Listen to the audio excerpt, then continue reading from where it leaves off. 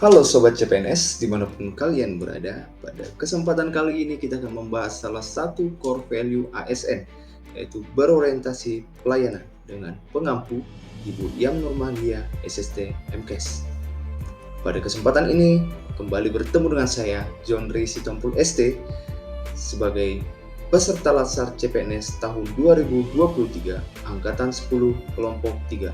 Hal yang sering berada di benak kita sebagai ASN adalah mengapa kita harus memahami tentang berorientasi pelayanan. Sebelum lebih jauh kita membahas tentang orientasi pelayanan, kita pahami dulu definisi dari berorientasi pelayanan itu sendiri. Konsep pelayanan publik sebagaimana tercantum dalam penjelasan Undang-Undang Nomor 25 Tahun 2009 tentang pelayanan publik merupakan kegiatan atau rangkaian kegiatan dalam rangka pemenuhan kebutuhan pelayanan sesuai dengan peraturan perundang-undangan bagi setiap warga negara atas barang, jasa, dan atau pelayanan administratif yang disediakan oleh penyelenggara pelayanan publik. Selanjutnya, bahwa dalam batasan tersebut jelas bahwa aparatur sipil negara adalah salah satu dari penyelenggara publik yang diamanatkan dalam Undang-Undang Nomor 5 Tahun 2014 tentang aparatur sipil negara atau biasa kita sebut sebagai Undang-Undang ASN. Kita bahas selanjutnya terhadap fungsi ASN itu sendiri. Ada 3 fungsi utama ASN yang tercantum dalam pasal 10 Undang-Undang Nomor 5 Tahun 2014. Yang pertama sebagai pelaksana kegiatan publik, yaitu rangkaian tindakan untuk melaksanakan kegiatan. Kemudian yang kedua sebagai pelayan publik. Kita sebagai ASN wajib melayani publik sesuai dengan kebutuhan yang masyarakat inginkan. Kemudian yang terakhir sebagai pererat dan pemersatu bangsa. ASN harus menjadi garda dalam mempererat dan mempersatu bangsa melalui tindakan dan juga pekerjaan di instansinya masing-masing. Selanjutnya ada panduan perilaku kode etik. Dalam menjalankan tugas dan wewenang kita sebagai ASN, ada panduan yang harus kita jalankan. Yang pertama itu memahami dan memenuhi kebutuhan masyarakat. Kemudian yang kedua ramah, cekatan, solutif, dan dapat diandalkan. Dan yang terakhir melakukan perbaikan tiada henti.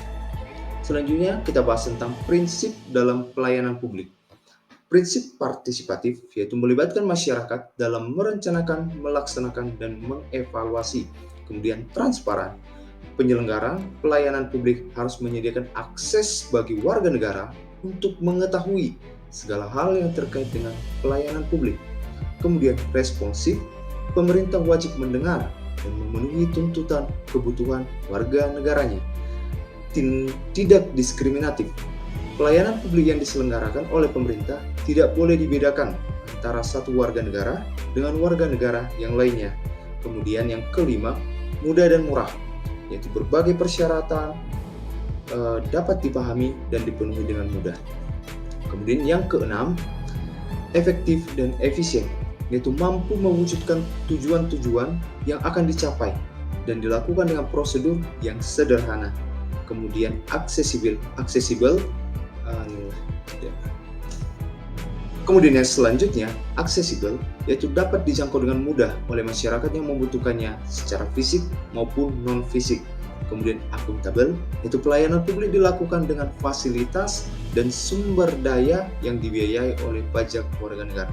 Dan yang terakhir, yaitu berkeadilan, yaitu melindungi warga negara oleh praktik buruk yang dilakukan oleh warga negara lainnya.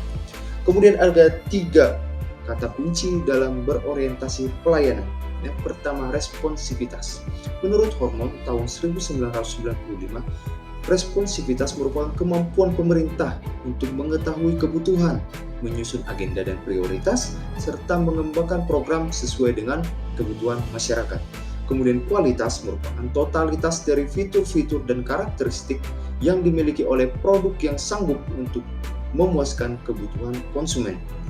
Dan yang terakhir, kepuasan menurut Kotler dan Keller tahun 2009 merupakan perasaan senang atau kecewa seseorang yang timbul karena membandingkan kinerja yang telah dipersepsikan terhadap ekspektasi mereka.